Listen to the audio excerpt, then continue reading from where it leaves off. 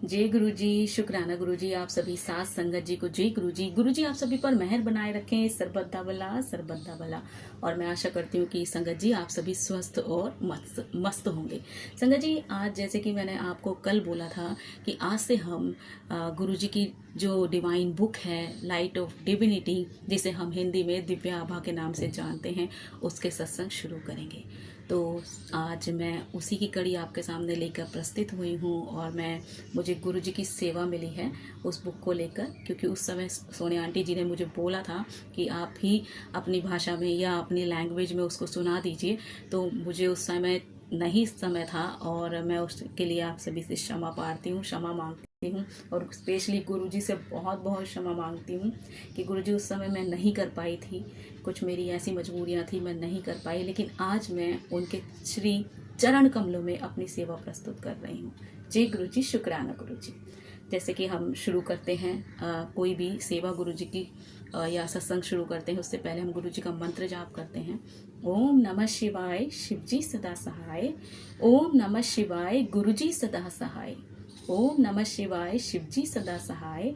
ओम नमः शिवाय, गुरु जी सदा सहाय। ओम नमः शिवाय, शिव जी सदा सहाय। ओम नमः शिवाय, गुरु जी सदा सहाय। जय जय गुरु जी। जय गुरु जी, शुक्राना गुरु जी। आज मैं आपके सामने गुरु जी की divine book light of divinity, जिसे हम सभी हिंदी भाषा में दिव्य आभा के नाम से जानते हैं। संगत जी, गुरु जी की डिवाइन बुक में सबसे पहले पृष्ठ पर हमें गुरु जी के बड़े मंदिर के फोटो देखने को मिलते हैं। जैसे कि आप जब ये वीडियो देखेंगे तो साइड में आपको स्लाइड चलते हुए दिखाई देंगी, एक वीडियो चलता हुआ दिखाई देगा। उसमें जिस तरीके से बुक का प्रथम पृष्ठ है, जैसे कि हम बुक को शुरू करते हैं तो उसमें जो फ्रंट पेज है उस पर गुरु जी का एक बड़ा ही प्यारा स्वरूप है, जिस पर साफ साफ बड़े बड़े शब्दों में लिखा है दिव्य आभा। वहाँ से शुरुआत होती है। उसके बाद जो हम पृष्ठ को जैसे बदलते हैं तो फिर उस पर बड़े मंदिर का स्वरूप आता है, जो कि बड़ा ही सुंदर है। आप बड़े मंदिर जाते हैं और जब देखते हैं तो वहाँ का डिवाइन ऑरा देखते ही बनता है, हम कितने भाव विभोर हो जाते हैं। हमारी आंखों से अपने आप ही झर झर आंसू बहने लगते हैं, गिरने लगते हैं। हमें नहीं पता होता कि हम क्यों रो रहे हैं, लेकिन वो परमात्मा सब जानते हैं, उन्हें पता है कि हम क्यों रो रहे हैं। हम नहीं, हमारी आत्मा जो हमारी गुरु जी के पावन चरणों में जाकर जो सोल हमारी वहाँ पर रोने लगती है, वो ही जानते हैं परमात्मा। हम उसके विषय में नहीं जानते, क्योंकि हमारी आंखों से झरझर आंसू गिरने लग जाते हैं। तो बस आपको गुरु जी के जो बड़ा मंदिर है गुरु जी का, उसका चित्र देखने को मिलेगा, फोटो देखने को मिलेगा, जिसे स्वयं हमारे प्यारे गुरु जी ने अपनी देखरेख में और अपनी संगत के साथ मिलकर उसका निर्माण कार्य अपनी संगत को सौंपा था कि किस तरीके से उसका निर्माण कार्य करना है, कहाँ पर क्या क्या चीज़ लगानी है, किस तरीके से आप शिवलिंग के, जैसे पुरानी संगत से हम सत्संग सुनते हैं तो उन्होंने कहा था कि शिवलिंग रखा ही नहीं जा रहा था, कि बड़े मंदिर की छत पर इतना बड़ा विशाल शिवलिंग है और ऐसा किसी मंदिर में नहीं देखा गया। जब वो शिवलिंग रखा जा रहा था तो उसके निर्माण कार्य में बड़ी बाधाएं आ रही थी, तो गुरु जी को जब फोन करके बताया जाता तो झट से सारे काम हो जाते थे और किस तरीके से गुरु जी उसको संभाल लेते थे। तो गुरु जी की देखरेख में ही वो कार्य शुरू हुए थे। तो कहते हैं कि गुरु जी के निर्माण, जब बड़े मंदिर का निर्माण किया गया तो गुरु जी की देखरेख में किया गया था। गुरु जी के आदेश के अनुसार ही संगत ने वैसा कार्य किया था और संगत को कार्यभार सौंपा गया था।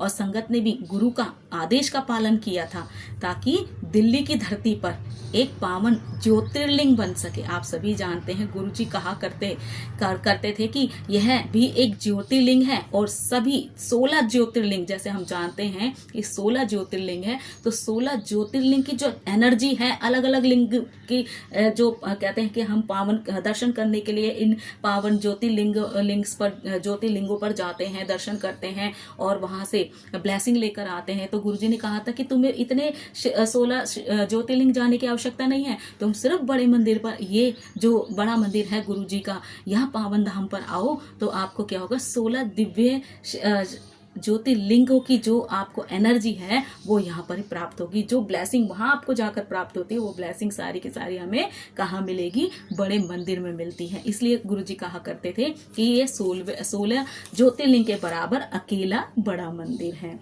इसमें भी वही शक्तियां विद्यमान है जो वहां पर विद्यमान है।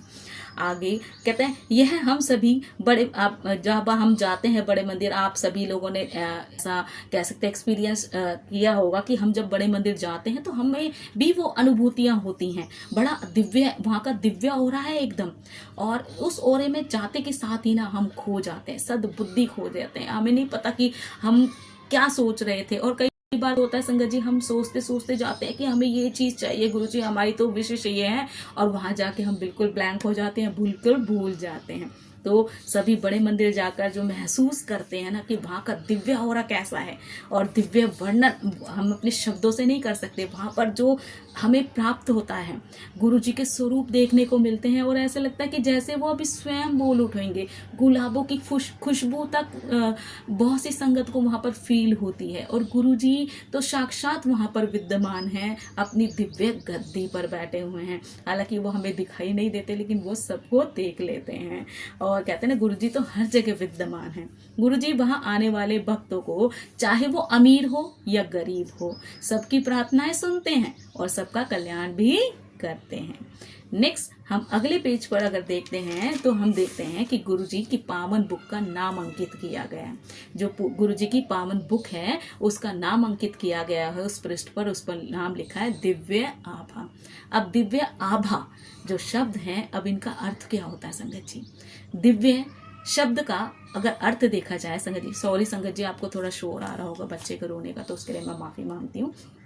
दिव्य शब्द का अर्थ होता है संगत जी ईश्वरीय या अलौकिक, पवित्र, प्रकाशमान या अद्भुत। यह शब्द किसी व्यक्ति या उसके अनुभव के लिए इस्तेमाल होता है जो सामान्य से उच्चतर हो। जैसे कि हम गुरुजी की बात करते हैं तो वो दिव्य पुरुष की श्रेणी में आते हैं, ठीक है, क्योंकि वो अलौकिक हैं, पारलौकिक हैं। अलौकिक मतलब जिस लोक की हम कल्पना भी नहीं कर सकते। यही लोक की अगर बात करें तो हमारा लोक जिस पर हम रह रहे हैं, धरती लोक। परलोक मतलब दूसरा लोक, स्वर्ग लोक, पाताल लोक, जिसको हम जानते ही नहीं, जिसके बारे में सिर्फ हमने कल्पना की है, जिसको हमने सिर्फ पढ़ा है। तो कहते हैं कि जैसे दिव्य पुरुष की श्रेणी में हम रखते हैं लोगों को, चीजों को, तो वही अलौकिक पारलौकिक होती है या दिव्य गुणों से जो युक्त होती है, जो साधारण मानव की सीमाओं से परे होती है। क्योंकि गुरुजी क्या थे? साधारण मानव नहीं थे, वो हमारे जैसे मानव नहीं थे, हम तो कीड़े मकोड़े हैं संगत जी। वो महाशिव थे, कह सकते हैं कि वो क्या थे? साधारण मनुष्य की श्रेणी से बहुत ऊंचे थे, क्योंकि वो क्या थे? शिव नहीं थे, महाशिव थे। इसलिए इस जो दिव्य शब्द है वो इसलिए दिव्यता के साथ जोड़ा गया है कि जिसको हम कह सकते हैं कि जिसकी हम कल्पना भी नहीं कर सकते, वो अलौकिक है। नेक्स्ट आता है आभा। अब आभा शब्द का क्या अर्थ होता है? आभा का मतलब होता है चमक, कांति, एक प्रकाश, या कह सकते हैं आभास, यानी कि ओरा। यह शब्द किसी चीज की ओर संकेत करता है, उसमें कितना प्रकाश है, कितनी प्रतिभा है, या कितनी ही कांति है। अब दोनों शब्दों का दिव्य और आभा का अर्थ क्या हुआ? जो अलौकिक है, पारलौकिक है, दिव्य गुणों से जो युक्त है, जिसमें प्रकाश विद्यमान है, अर्थात यह पावन ग्रंथ जो कि जिसमें कि क्या है? सत्संग है। और ऐसे सत्संग जिसको सुनकर हमारे रोम रोम को क्या हो जाता है? रोमांच उत्पन्न हो जाता है, हम रोमांचित हो जाते हैं। ऐसे ऐसे सत्संग इसमें शामिल किए गए हैं, क्योंकि इसमें क्या है? गुरु जी की दिव्य अनुकंपा है जो कि सत्संग पर की गई है। गुरुजी के वो सत्संग है, पावन सत्संग है, जिसको सुनकर हम जैसा साधारण मानव सच में, क्योंकि हम जब गुरुजी से जुड़ते हैं ना संगत जी, तो हम बिल्कुल विश्वास नहीं करते। मैं तो अपनी बताती हूँ, मुझे औरों का तो नहीं पता संगत जी, कौन क्या सोचता है क्या नहीं। आज मेरी वीडियो को सुनकर हो सकता है कि मुझे अजीब अजीब कमेंट करे लोग, लेकिन मैं उस चीज से नहीं डरती, क्योंकि मुझे सेवा दी है तो मैं बस अपना कार्य कर रही हूँ। कि मैं भी नहीं विश्वास करती थी गुरुजी में, सही बता रही हूँ संगत जी। लेकिन जैसे जैसे जैसे जैसे उन्होंने मुझे अपने विषय में बताना शुरू किया, क्योंकि ड्रीम दर्शन बहुत देते हैं। स्टार्टिंग में जब आप जुड़ोगे तो आपको ड्रीम दर्शन बहुत होंगे, इतने ड्रीम दर्शन होते हैं कि आपको समझ ही नहीं आता आप क्या देख रहे हो।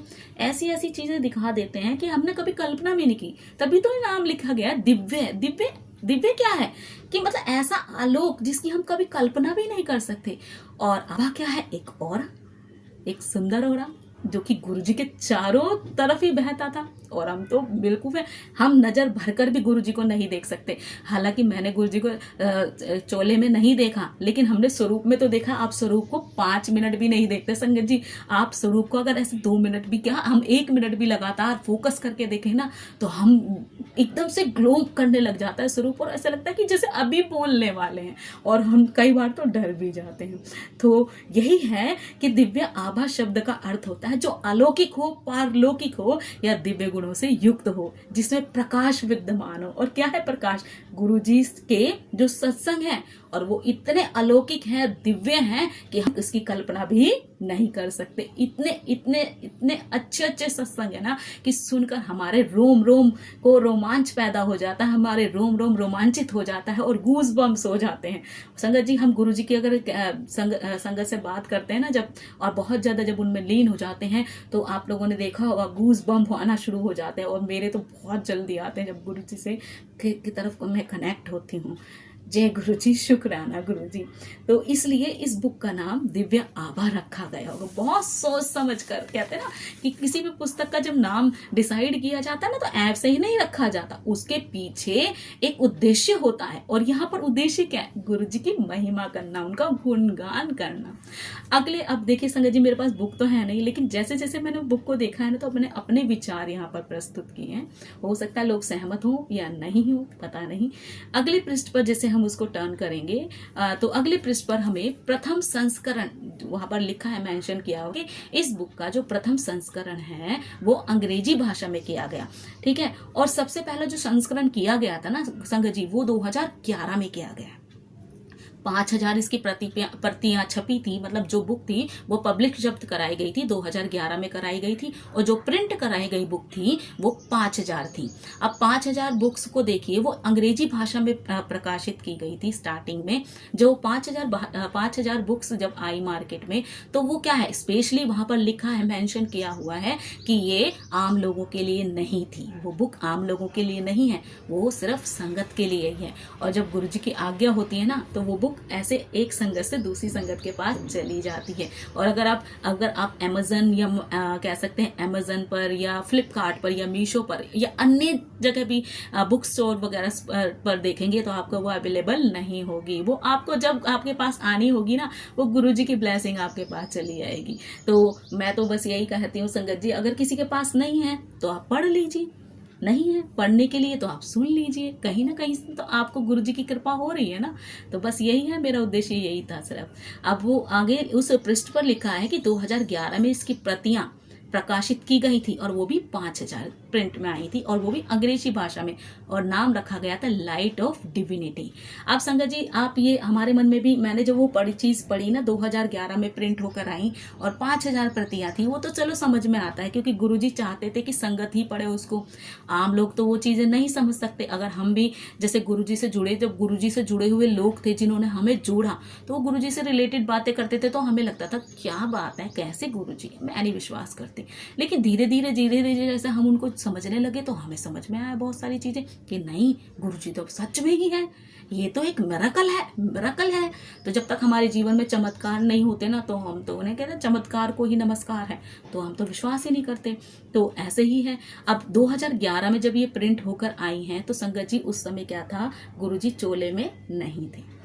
31 मई 2007 को ही गुरुजी ने अपना चोला छोड़ दिया था। तो जाहिर सी बात है, ये गुरुजी के चोले में जब गुरुजी नहीं थे तब ये प्रकाशित हुई हैं। तो जब ये कह सकते हैं जब ये आई हैं प्रिंट होकर, तो गुरुजी के हाथों में नहीं गई।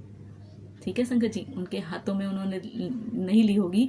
और ये अगर देखा जाए तो संगत, ये गुरुजी को पहले से ही आभास था कि उनकी इस तरह की कोई बुक आनी चाहिए जिसे जनता पढ़े, स्पेशली कौन, जो उनकी संगत है, उनको पता चले कि गुरुजी एक्चुअल में हैं क्या।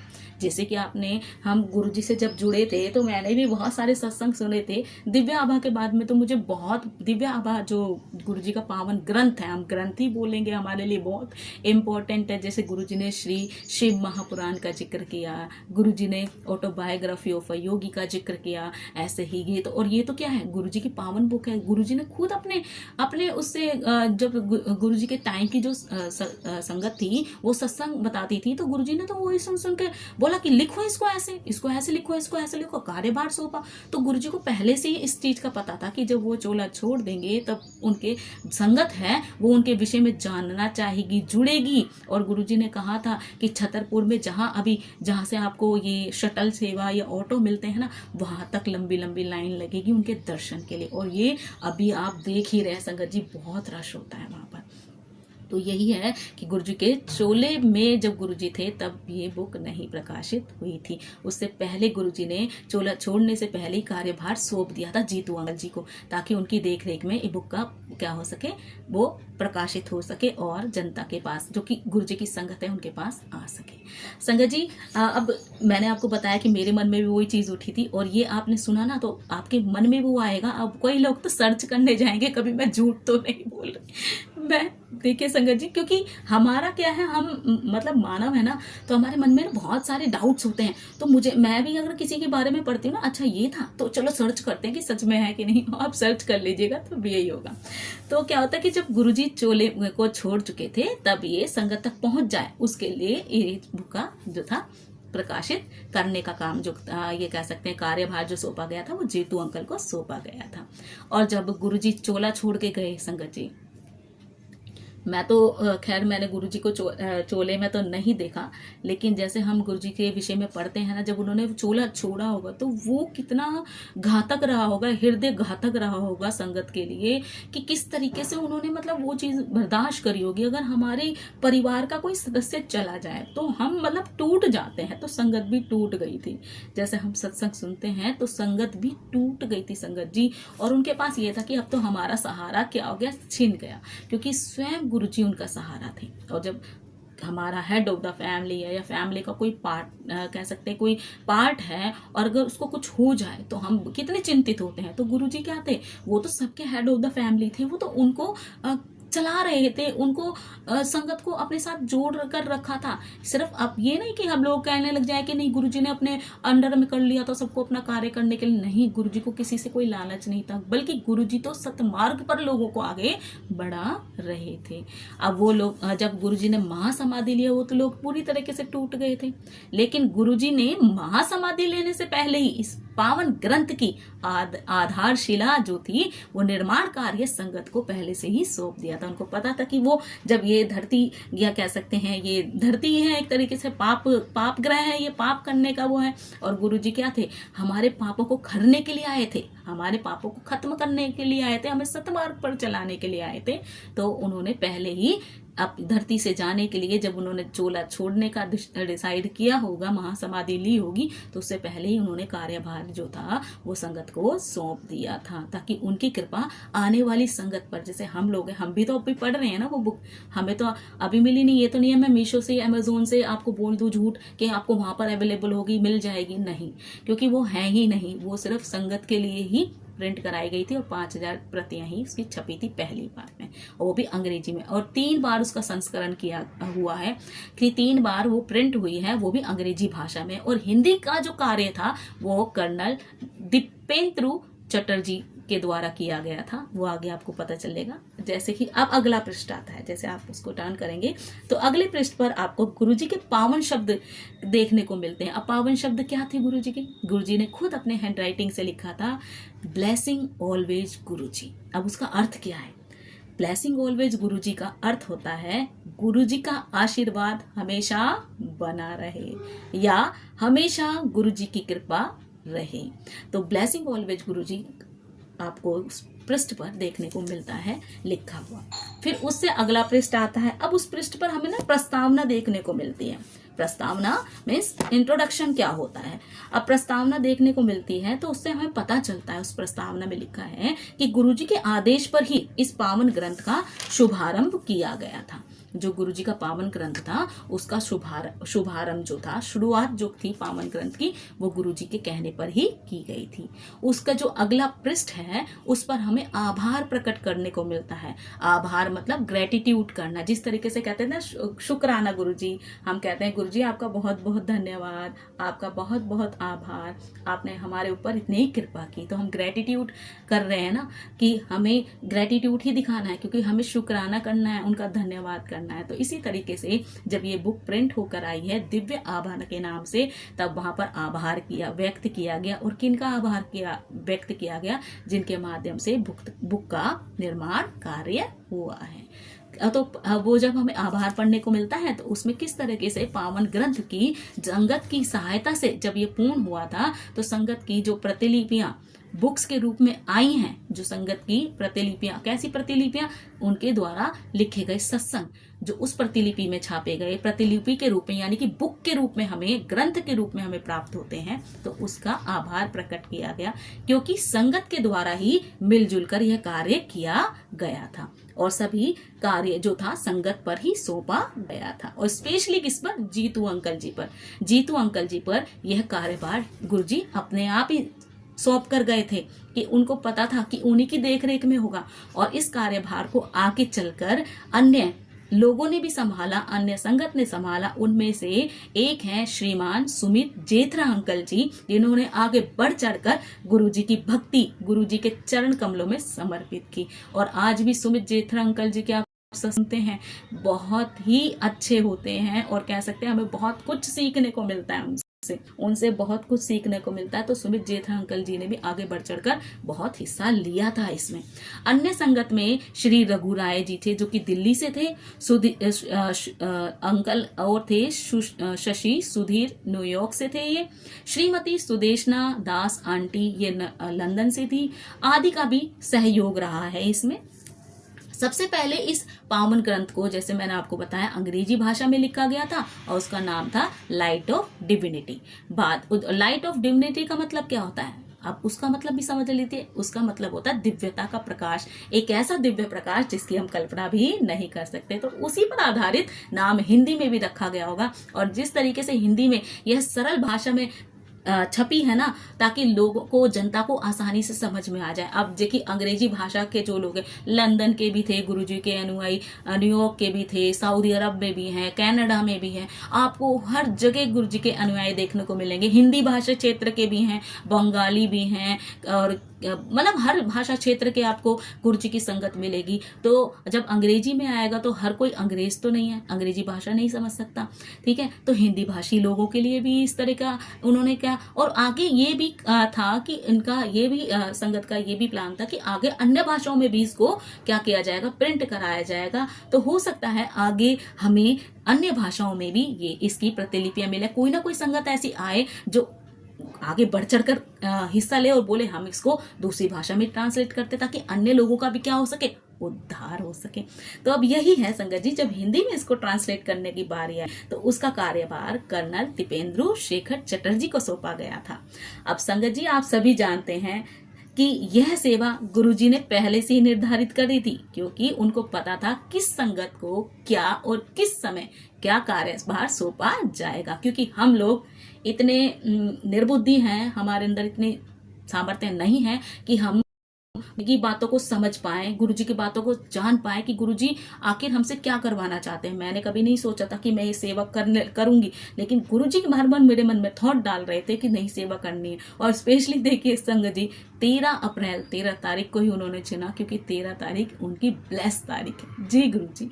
और संगत जी आगे इसमें आती है विषय सूची, जिसको हम इंडेक्स बोलते हैं। इसमें कम से कम आपको 100 संगत के सत्संग सुनने को मिलते हैं, पढ़ने को मिलते हैं। इतनी ब्लेस्ड बुक है कि कितने लोगों को गुरुजी ने क्या किया था, अपने समय में ब्लेस्ड किया था। और ये तो सिर्फ उन ऐसे सत्संग हैं जो कि एक्सपेक्टेड संगत से लिए गए हैं। और ऐसे सत्संग तो और भी होंगे जो अन्य उस समय में और भी संगत रही होगी, जिनके सत्संग जो है इसमें आए ही नहीं, प्रिंट ही नहीं हुए। तो संगत जी यही है कि बहुत ब्लेस्ड बुक है। और गुरुजी कहा करते थे सत्संग सुनने वाले का भी भला और सत्संग सुनाने वाले का भी भला।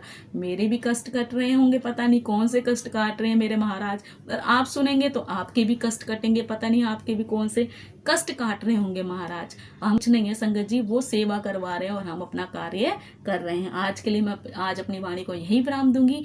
जय गुरुजी, शुक्राना गुरुजी। और संगत जी डेली 4 बजे आपको गुरुजी की ये पावन ग्रंथ जो है दिव्य आभा, इसके सत्संग सुनने को मिलेंगे। जय गुरुजी, शुक्राना गुरुजी। जय जय गुरुजी।